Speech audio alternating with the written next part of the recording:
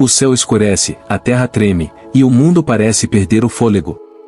Naquele instante, quando Jesus inclinou a cabeça e entregou seu espírito, algo mais profundo do que o olho humano podia ver estava em movimento. Aqueles que estavam aos pés da cruz sentiram o peso do momento, um silêncio opressivo envolveu tudo ao redor. Soldados, espectadores, amigos, todos congelaram em uma quietude terrível. As palavras finais de Jesus ecoaram como um trovão espiritual: "Lhe está consumado." O que havia sido consumado? Para muitos, parecia o fim de uma história. Para outros, era um prenúncio de algo muito maior. O véu do templo, aquele tecido grosso que separava o sagrado do profano, rasgou-se de cima a baixo, como se o próprio Deus tivesse descido sua mão. O santuário tremeu, e o chão onde os homens pisavam não era mais o mesmo. Porém, havia uma sensação estranha no ar. Algo invisível começava a se mover, uma força maior do que qualquer um ali poderia compreender. A morte de Jesus não era um fim, mas o início de uma nova ordem, e o mundo inteiro, embora silencioso, aguardava por aquilo que viria a seguir.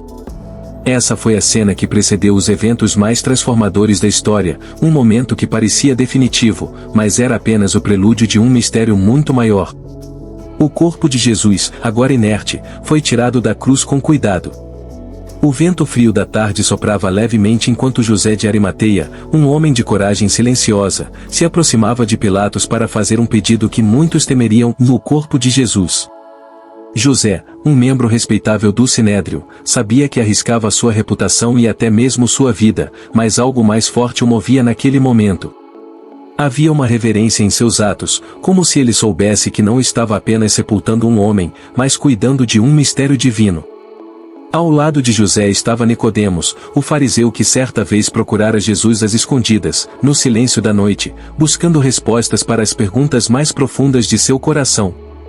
Agora, sem esconder-se, Nicodemos trazia consigo cerca de 30 quilos de mirra e aloés, perfumes caros dignos de um rei. O corpo de Jesus foi envolvido com esses óleos e especiarias, e, com grande reverência, eles o colocaram em uma tumba nova, uma tumba que nunca antes havia sido usada. O sepultamento foi rápido, pois o sábado sagrado estava prestes a começar. As mulheres que seguiram Jesus, observando à distância, viram onde ele foi colocado e decidiram voltar após o sábado para prestar suas homenagens. E assim, Jesus foi sepultado não como um criminoso, mas como um rei, ainda que em uma tumba emprestada, uma caverna simples esculpida na rocha. Entretanto, aquele momento de aparente fim estava longe de ser o desfecho da história. No silêncio do túmulo, enquanto os rochedos o cercavam, o que os homens não viam era o movimento invisível do plano celestial. As forças do mal haviam sido abaladas, e a morte, embora tivesse tomado o corpo de Jesus, estava prestes a conhecer sua própria derrota. A tumba, que agora abrigava o corpo do Messias, seria o palco de um dos eventos mais surpreendentes e gloriosos que o mundo já testemunhou. O corpo de Jesus repousava na tumba, mas o silêncio que envolveu aquele sábado foi pesado e enigmático. As ruas de Jerusalém, tão agitadas nos dias anteriores, estavam agora estranhamente quietas. O povo celebrava o sábado, o dia de descanso, mas para os discípulos e seguidores de Jesus, havia uma profunda sensação de luto e perda. Aquele que eles acreditavam ser o Messias estava morto. Como poderia a promessa de libertação acabar em uma cruz? As esperanças que tinham sido construídas ao longo dos 3 anos de ministério pareciam desmoronar como areia entre os dedos. Enquanto o sol se punha e o sábado avançava, o coração daqueles que seguiam Jesus estava cheio de perguntas e temor. A ausência dele era sentida em cada momento. O silêncio se espalhava como um véu pesado, cobrindo as emoções, enquanto as horas passavam sem respostas. Entretanto, no plano invisível, longe dos olhos mortais, algo estava acontecendo. Durante esse sábado de silêncio, enquanto o corpo de Jesus descansava no túmulo, o Filho de Deus desceu às profundezas. Ele descia ao Hades, o reino dos mortos, em um ato que poucos compreendiam, mas que mudaria o destino da humanidade. O sábado era de repouso para os homens, mas para Jesus, era o início de sua vitória sobre as trevas. Os discípulos e seguidores não sabiam, mas o rei estava tomando o poder sobre a morte, o pecado e o inferno. Enquanto eles choravam e lamentavam, Jesus estava libertando os cativos, proclamando a vitória entre os que haviam estado na escuridão. O que parecia ser o silêncio absoluto era, na verdade, o som de uma batalha espiritual em andamento. No túmulo, tudo permanecia calmo, mas nas profundezas, as correntes do inferno estavam sendo quebradas. Assim, enquanto o mundo aguardava em um luto sombrio, algo indescritível estava se preparando para ser revelado. Enquanto a superfície do mundo permanecia imersa no silêncio e luto do sábado, no reino invisível, algo monumental estava acontecendo. Jesus, o Filho de Deus, havia descido às profundezas do Hades, o reino dos mortos. A escuridão que havia dominado aquele lugar por tanto tempo sentiu a presença de uma luz que jamais havia conhecido. As portas do inferno estremeceram, e as sombras se curvaram diante da chegada do verdadeiro Rei. Os antigos cativos, almas presas pela morte, observaram com assombro enquanto Jesus caminhava entre eles. Sua missão era clara: libertar aqueles que aguardavam há gerações pela promessa de redenção. A profecia havia se cumprido, e agora, diante das forças das trevas, o Messias proclamava sua vitória. As correntes que haviam segurado tantas vidas no cativeiro foram quebradas, e os portões do Hades não poderiam mais resistir ao poder da ressurreição iminente. Os demônios, perplexos e aterrorizados, testemunharam algo que jamais haviam imaginado. Aquele que eles pensavam ter derrotado na cruz, agora se erguia diante deles, não como um homem vencido, mas como o Senhor da vida e da morte. Jesus reivindicava o controle sobre o destino eterno da humanidade, e suas palavras ecoavam nas profundezas do abismo, declarando o triunfo sobre o pecado e a morte. As chaves do Hades e da morte estavam agora em suas mãos. O que parecia ser o fim no Calvário era, na verdade, o início de uma nova era, onde a morte não teria mais a palavra final. A descida de Jesus ao Hades não era apenas uma viagem ao reino dos mortos, mas um ato de libertação cósmica, onde as forças do mal foram desarmadas e a redenção foi proclamada a todos que esperavam. E enquanto isso acontecia no plano espiritual, na terra, o silêncio ainda prevalecia. Mas esse silêncio logo seria rompido, pois o mundo estava prestes a testemunhar algo que mudaria para sempre o curso da história. Enquanto os eventos sobrenaturais se desenrolavam no reino dos mortos, no mundo físico, as autoridades estavam tomadas por uma preocupação crescente.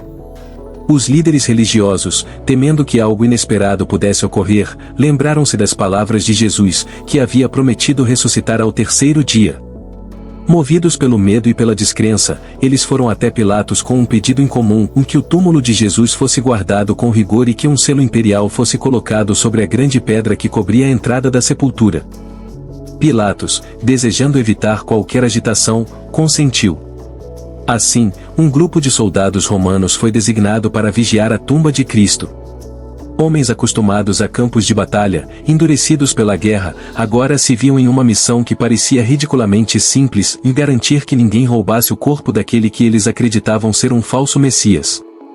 O selo imperial, um símbolo de autoridade máxima, foi colocado sobre a pedra, e a guarda foi estabelecida com rigor. Mas, por trás dessa aparente segurança, havia um temor oculto. A morte de Jesus havia sido cercada de sinais celestiais, o véu do templo se rasgando, o tremor da terra, o céu escurecido. Os soldados, mesmo sem compreenderem plenamente, sentiam algo no ar, uma tensão que parecia crescer à medida que o terceiro dia se aproximava. Apesar de sua disciplina militar, havia uma inquietação que os rondava enquanto passavam suas vigílias ao redor do túmulo. O selo sobre a pedra era visto como inquebrável, uma barreira definitiva.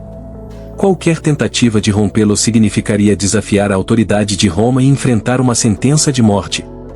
No entanto, o que as autoridades humanas não podiam prever era que o verdadeiro poder não residia em forças militares ou decretos imperiais.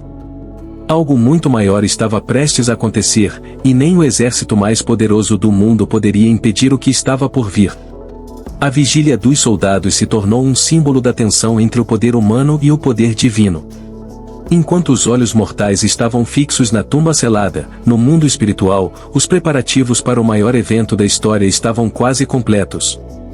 A ressurreição estava à porta, e quando a manhã do terceiro dia surgisse, o selo imperial, os soldados, e até mesmo a própria morte seriam impotentes diante do poder de Deus.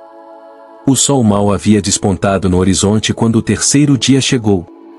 A escuridão da noite começava a dissipar-se, e com ela, algo extraordinário estava prestes a acontecer.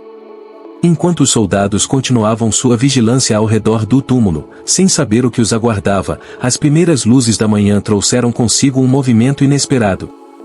De repente, a terra tremeu mais uma vez. Não era um tremor comum, mas um sinal de que o poder do céu estava interferindo no mundo terreno.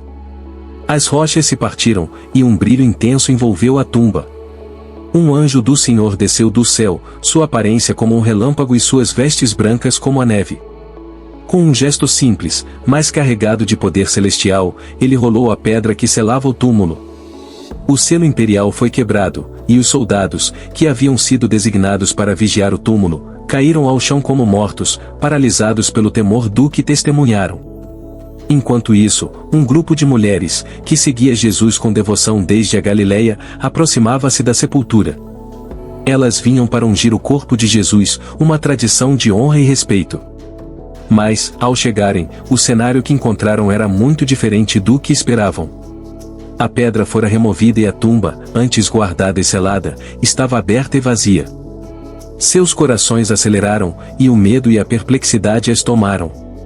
No entanto, o anjo lhes disse: Não temais, pois sei que buscais a Jesus, que foi crucificado. Ele não está aqui, porque ressuscitou, como havia dito. Vinde e vede o lugar onde ele jazia.